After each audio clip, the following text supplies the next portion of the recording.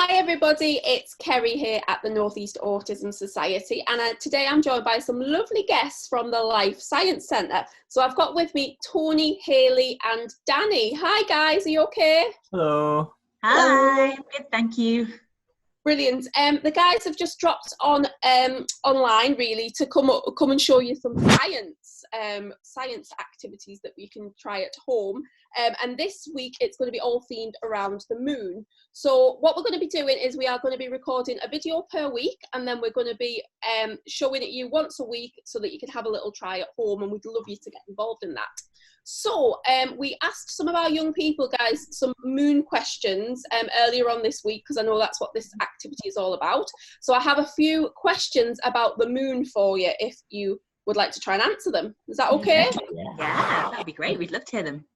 Okay, so I've got three questions for you. Question number one, is there water on the moon? Should I take this one? Go for it. Yeah, go for it, Hayley. So you might have heard that there are seas on the moon, and if you look up at the moon at night, you might see some different colours on the moon, some kind of paler grey sections and some darker grey, almost black sections. And it's those dark sections which we call seas, but they don't actually have water in them like the seas down here on Earth do. Those are made of a kind of rock called basalt, and millions of years ago there were volcanoes on the moon, so that is where those rocks came from. But there is a little bit of water on the moon as well, but it's not liquid water, it's ice, it's frozen water, and that's usually found at the poles, at the North and South Pole, and quite deep underground as well, in some of those deepest craters. There is a little bit of ice on the moon. And water is really, really important. Every single living thing that we know of needs water to survive. So if you were going to go looking for aliens somewhere in space, you would need to find somewhere with water. But probably not the moon, because we haven't found any liquid water there. Brilliant. Hey, that's a great answer. Who was that from? Who was that question from, Kerry? Do we know? Oh, yeah. I think that was from Ed. Ed asked that question. Yes, Thanks, Ed. That was a great question. Our budding scientist. So I have the next question, which I think was from Joshua. How far away are we from the moon? Ooh. That is a good question. The moon is about 384,000 kilometers away. Now that's a pretty big number, and it's quite hard to get your head around that. So it will be the same distance as flying around the Earth 10 times in a row. That would be the same as going to the moon in terms of the distance. And it took Neil Armstrong and Buzz Aldrin and the other Apollo astronauts 3 days to get there. So it is quite far. Even if you go in a rocket, it'll take you a while to get there. Okay, right. Great answers. I have another question. I think this one was another Ed question, and I've got a few more that you can post later on from some of the other young people. This is a bit of a tricky one, I think. So Ed wants to know, why is the moon getting further away every year? Ooh, that is a tricky one. So the moon is very slowly getting a little bit further away from us. It's only about 4 centimeters further away a year, so a tiny amount. That's about how much your fingernails grow in a whole year if you weren't cutting them. So it's very, very tiny distance, and it's all to do with the gravitational force that's acting between the Earth and the moon. So the Earth is big, so it has a lot of gravitational pull, and that keeps the moon in orbit around it. But the moon has a mass as well, so it has a bit of gravity too, just not quite as much as the Earth. So the moon is able to pull back on the Earth a tiny bit, and we see this effect as the tides in our oceans. We see the tide go in and out, and that's because of the moon's gravity pulling on the Earth. And when you've got these gravitational pulls and these spinning objects as well, so the Earth is spinning, it's rotating on its axis, you actually get this effect that means it's a bit like when you're on a roundabout and you feel that you're being kind of pulled outwards as you spin around. The same kind of effect is like gently pushing the moon a bit further away from us, very, very gradually. So I don't think the moon's going to look too different from this year to next year, being only 4 centimeters further away. But over millions of years, this can have an effect on the Earth. Okay. That was a really interesting question, a very interesting answer. Fantastic. Yeah. So we did have a few more questions, but I think what we'll do is we'll make sure we get those answers out to the young people that ask them, because I've not had a chance to cover them all there. So I suppose really it's the exciting bit, which is the actual science experiment of the crater. I'm interested to see this. So are you okay to talk us through this one? Yeah, no problem. So it might look a bit like I'm about to start baking a cake here, but all of these things are going to be used to help us make a model of the moon. And the first thing I'm going to take is some flour. I'm using self-raising, and I've just spilled it all over the table. And I'm going to about half fill my cake tin, my cake pan with flour. I'm going to sieve it first though and try and get rid of as many lumps as I can. And can it be any flour, or does it have to be self-raising? It can be any flour at all, doesn't make a difference. I'm just using self-raising so I can make it into a cake once I'm done. Great.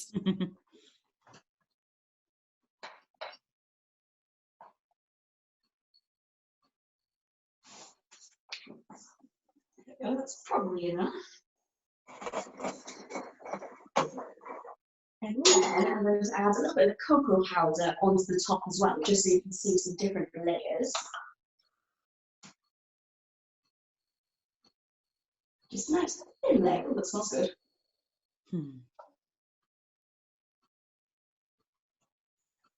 So just a little bit of a sprinkle of cocoa powder. Yeah, just a nice thin sprinkle on top. And that is our model of the moon. And we're going to use it to show you how craters are formed, those big circles, those holes that you might have spotted on the moon. And they're made by bits of rock from space crashing into the moon, bits of asteroids or comets. And for my space rocks, I'm going to use a grape. And what I'm going to do is hold it as high as I can and drop it onto the moon to make an impact. Ooh. Wow. All over the floor. I'll bring that a little bit closer so you can see what happened. Wow. Oh, it's a crater. You can see Yes, the white flour that was underneath on top now. Yeah, so when it hits, the material from underneath can kind of get churned up and brought to the surface. You can see these kind of splatter marks, and we call those ejector rays, and it's just where that material from underneath has been brought up by the impact. That was quite a big impact actually from a grape, wasn't it? It was, yeah. That was really exciting, but it was also quite fast as well. So we did this same experiment a few days ago, and we recorded it with a slow motion camera, which is just a setting you can get on most normal phones. You can change the camera setting to be slow motion. So I'm just going to share my screen with you all, and we'll be able to see the slow motion version of that. Okay, let's have a look at this. So again, we've got our cake tin with flour and a little bit of cocoa powder on top. And let's see what happens when we drop a grape. Wow. Yeah. So you saw all the flour get blasted up quite high, and again, it's gone out quite a long way as well. You can see these paler bits where the flour that was underneath, like with the one Hayley did, has been ejected out on top, and it's spreading out in these lines.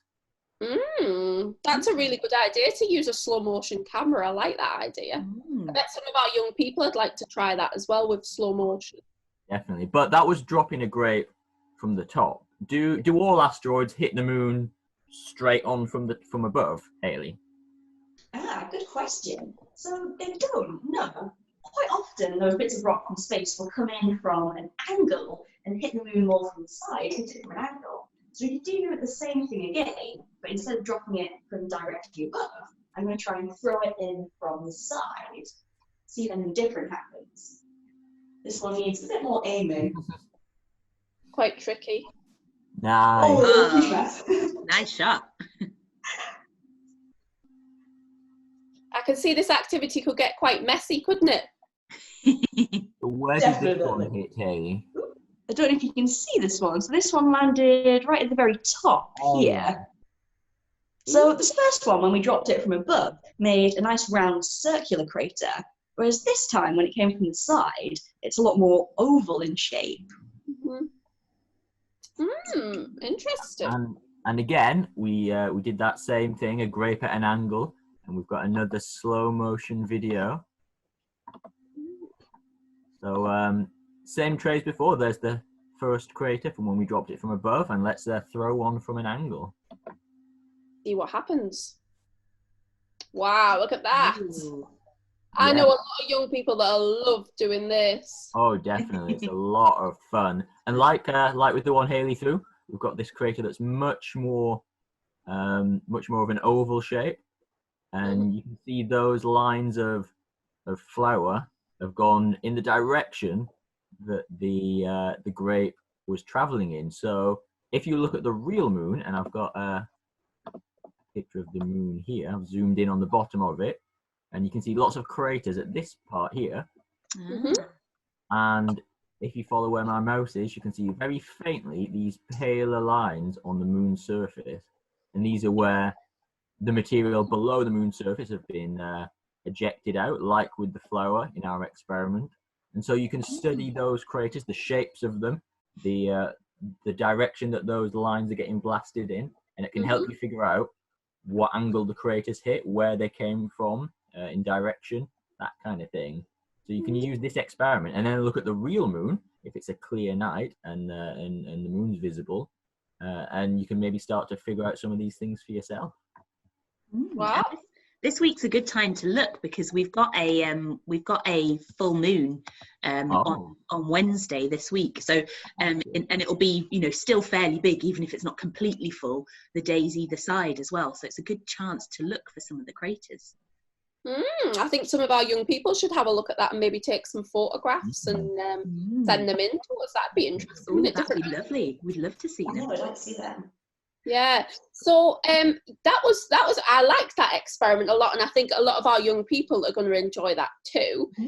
So I think what we'd love to see as a group of people is if you do the activity or the experiment, send in your pictures, your videos, maybe try the slow motion version. I think that would be cool. And can you try using different objects as well with that, maybe like a larger object to see if it has a different impact? Would that be useful, or is it better to stick to just the grape? No, I think you could use anything that's quite small, kind of almost sphere shaped. Maybe you have some kind of chocolate or sweets, they might work quite nicely. Okay. Yeah, try different sizes and see what happens, definitely. Kind of berries, maybe, different kinds of berries and things. Great. What a great idea. Yeah, things that you've got in the fridge. Brilliant. Yeah. I mean, send your videos and your pictures in, that'd be brilliant. And what we love doing is just experimenting. So if you have any other questions that come into your mind while you're doing this, try them out. So that's what scientists do. As soon as they start finding answers, they always find more questions as well. Yeah, I know we've got a lot of budding scientists out there that'll have a lot of questions after this activity. And also, folks, if you've got any other things that you'd like the guys to focus on, any other science things, then let us know and we shall do them too, because these videos are going to happen once a week, so we need loads of ideas from you all of what you'd like to cover. So I think that is our first video complete, and we shall see you all soon. Bye everybody. Bye. Thanks for joining us.